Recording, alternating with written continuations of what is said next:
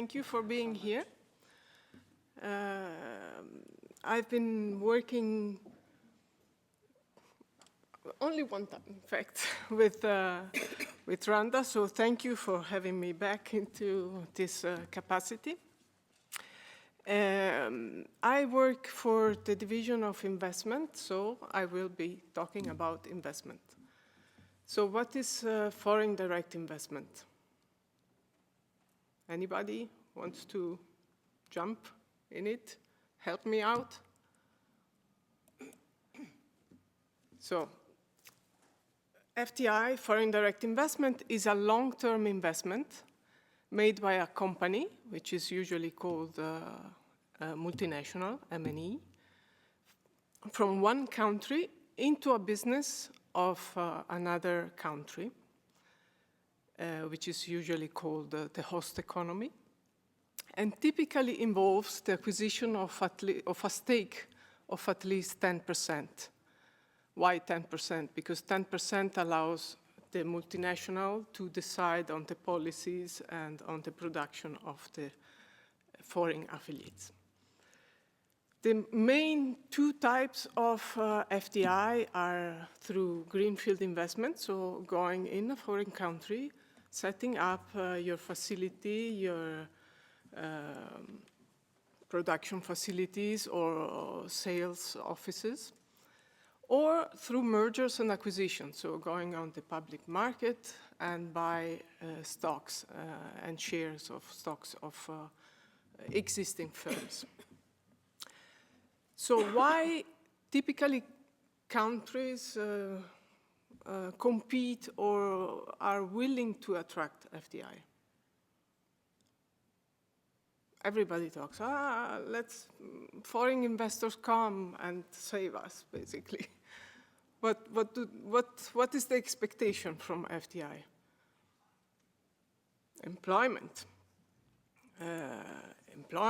productivity, know-how, managerial abilities, capital. Of course, this is foreign capital coming in.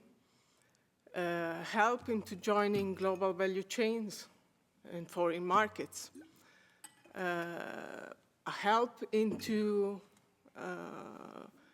having better standards, quality standards, adhering to higher quality standards for the products, for the labor market. Fiscal revenues, they are supposed, well, even if not always compliant, to pay taxes.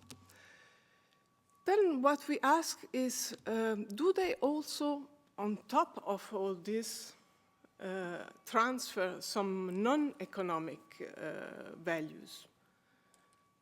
Non-productivity, not related to something attached to a price, as Gül was saying. Could they transfer some practices, some cultural values to host economies? So that's our main question, and specifically related to gender practices and policies.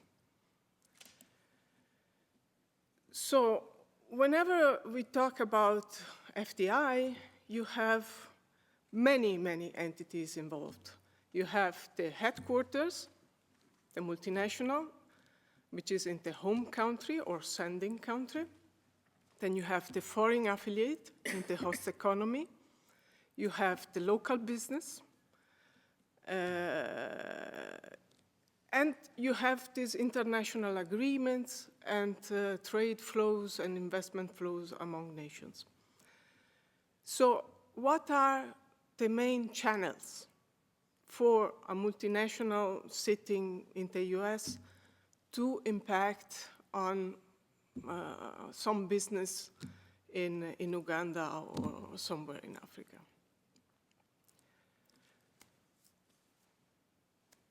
Any idea? Well, it's more or less like any productivity spillover or transfer. You have the direct effect going through the foreign affiliate itself. So the foreign affiliate is employing women or not. Is it promoting them? Is it training them? Is it somehow showcasing their position or just exploiting? Is it respecting them in their needs for taking part in the care economy? Is it providing social security? Is it respecting labor standards? Then there are the impacts to the rest of the economy. I mean, they don't operate isolated, hopefully. That's for having spillovers, somehow foreign affiliates have to interact with the local economy. That's the same as if you are talking about technological standards, or also for human standards, you need to interact with the local economy. So you can transmit your practices, gender practices, through just demonstration. So, okay, my CEO is, I don't know, Lisa, and she is that old. It has a husband, it has children, and still is in a power position. This has an impact for the local businesses that see, oh, look, if I send one of my administrative worker, female, to talk to this CEO, it will be well received. It will not be sidelined. She will be able to sit at the table and do business. So it sends a message. It is important to showcase this. So it's just demonstration, just the fact to be there and display good practices, high-level standards. Then there is, of course, the supply chain, as we talked. You interact. So if your supplier sees you are employing a lot of women, she will, or they will be empowered or will have the confidence to also have a lot of women in the key positions. Then you have staff mobility. We have been founding, we checked in the data, staff coming from a multinational, from a foreign affiliate, typically, when it goes to the private local sector, has a higher image of themselves and are able to negotiate better working conditions. Also, they are more skilled and they are able to have local businesses pay for their skills. And then there is technology, because of course, if there is, if the multinational takes higher technological standards, the local economy will be able to employ more women that are not relegated to lower skilled position. However, I like this graph because it gives you a very colorful but also comprehensive analysis. These are the possible mechanism for foreign affiliates to transmit gender standards and practices and policies, but there is much more. It's not only a story of foreign affiliates and local businesses. You have, first of all, the headquarters. I mean, if the multinational doesn't propose high standards, then it doesn't change anything for the local affiliate and for the local market. In some cases, we found that headquarters with very high gender standards, like from Norway, would go and have affiliates in Latin America or whatever, but then not transposing the same standards to the local affiliates and adjusting to the local conditions. So if women were paid less, they would also go for less. That's so you have to act both on the home country and in the local country. Then you have the local conditions. So you have the laws and regulations, cultural rules and views, gender roles, stereotypes that apply in each economy.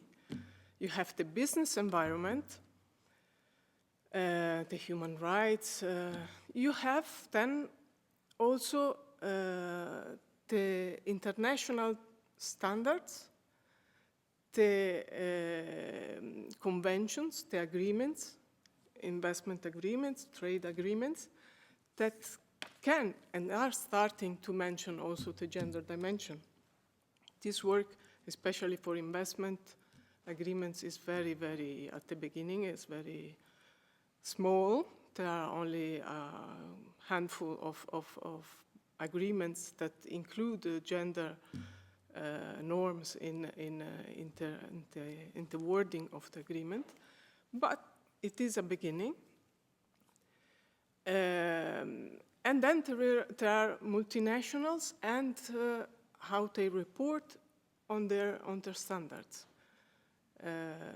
These are international standards of reporting for non-economic, non-financial outcomes, and this is mostly still voluntary based. So, yeah. Okay, so this is to give you the full picture.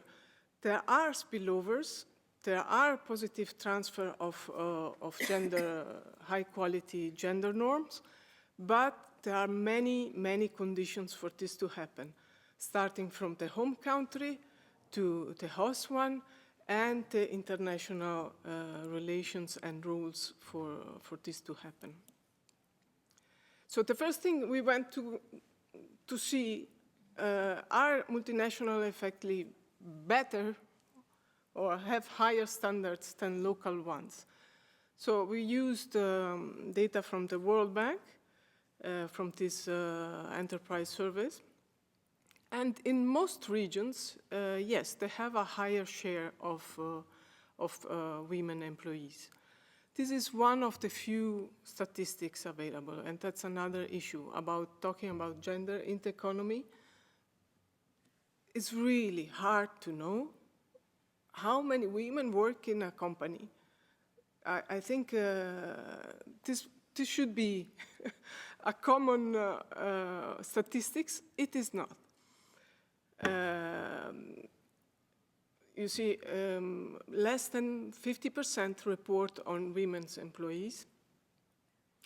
The most reported indicator is the number of women on the board, because much of the movement in the stock exchanges, we also work with the stock exchange movement or agreement, is the Stock Exchange Sustainable Initiative. That really pushes for reporting this kind of statistics. But again, the most one is, the most reported on is the number of women on the board. Whereas something more useful, like women employees, women in the managerial position, the provision of facilities for care, of paid leave, or this kind of thing, or gender gap is even worse. This is really lacking and lagging behind. What is more interesting, I think I deleted the slide, is about multinational. Multinationals, they can really span over the whole globe, most of them. What do they do in reporting? They have a lot of pressure, so that's why often they provide a higher standard, because they have a lot of pressure, a lot of eyes are scrutinizing their doings, their their practices. However, they find always a way to do a little bit what works best and creates less issues. So what do? They report aggregated numbers for women employees without detailing not only the level of the occupational echelon, but also they don't report geographically. And this is important because then we go back to the case of the Norwegian company that is really fantastic at home, and when it goes to Brazil, it is like worse than the local companies. So this has to be enforced. And we also deal with these reporting standards in the ISAR program that really pleads to apply these reporting standards by geography so that the standards trickle down to host economies. Okay, that's more or less what we did. We went to several countries and we did microeconometric studies to see what is the impact of these 4 channels that we looked at. These are not all the channels. There are many other channels.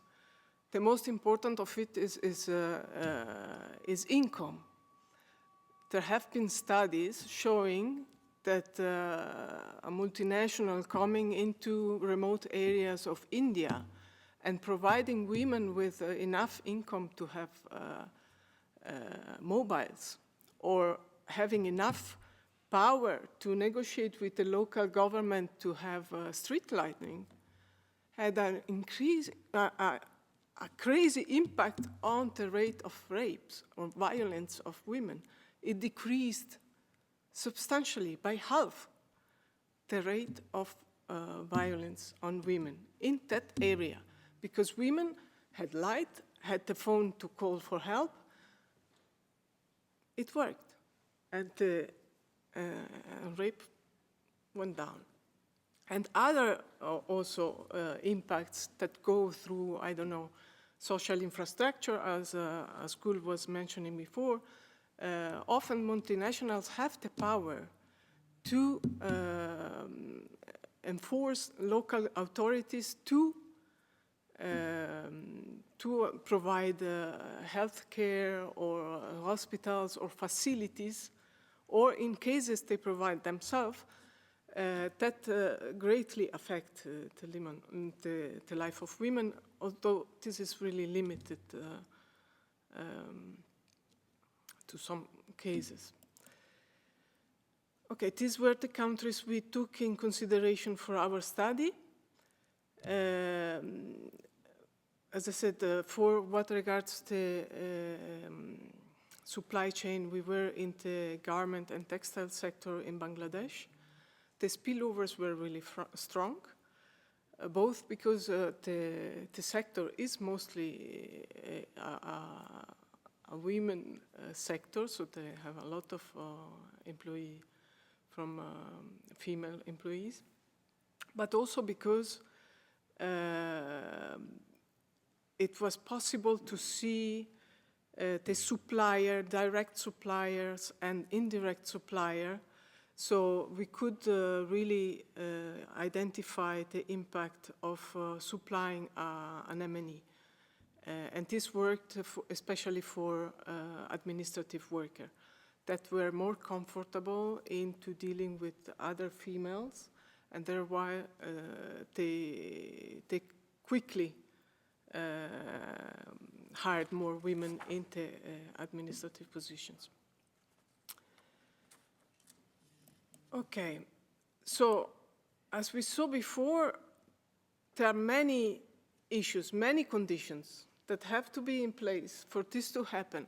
It's, again, almost the same as in the productive spillovers literature. You have to have absorbing capacity. What does it mean? You have to invest in your women. in the skills, in their livelihood, in their ability to deal with internet, but also to speak languages. You have to enforce standards for both for MNEs, definitely, but also for local businesses. You have to enforce transparency of these policies. And you can encourage, in international agreements, both trade and investment agreements, the addressing the gender issues, include this lens into language, protect them, avoid the race to the bottom whenever you compete with other countries to attract FDI. Try to have an agreement, a regional coordination agreement to not lower labor standards. Do not compete on the labor standards. Compete on your skills, compete on other resources, on the business environment, not on the skin of women or labor employees in general. So depending on the channel you are looking, there are different policies that could be implemented. This is not rocket science. I mean, it could be already kind of almost obvious. So if you're talking about the direct channel, then the host country has a lot to do, especially investment promotion agencies. When they attract or target multinationals, they should have at least a mapping of their own resources, of the pockets of women and their experience and their skills. They should be able to indicate or guide the investor into sectors, into regions where the labor offer is higher for women. And then we said again, there are these international dimensions to take in consideration in agreements, in coordination across countries. If we talk about indirect channels, especially the supply chain, the host economy, again, has to provide support for local suppliers, both men and women, with a certain attention to the constraints that women have to participate in supply chains. So training, exchanges with multinationals, and training by the multinationals themselves. Promote linkages and matches. This is bread and butter for IPAs, but still maybe a little bit more with a focus on the women in all this channel and this supply, and the skills they have or not have, the resources they have or not have. And then there is all this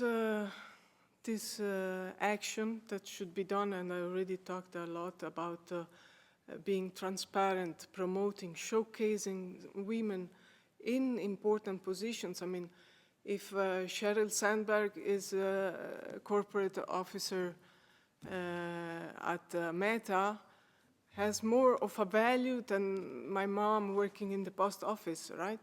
So transparency and making it a lot of publicity for these cases, that showing that this is possible.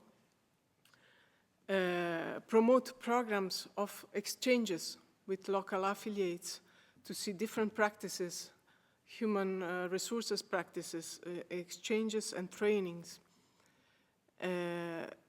If for home countries, governments, often they provide incentives and guarantees to go and invest in a developing economy, then they can start whenever they do these programs, they should include some incentives to take in consideration social issues and gender, of course, in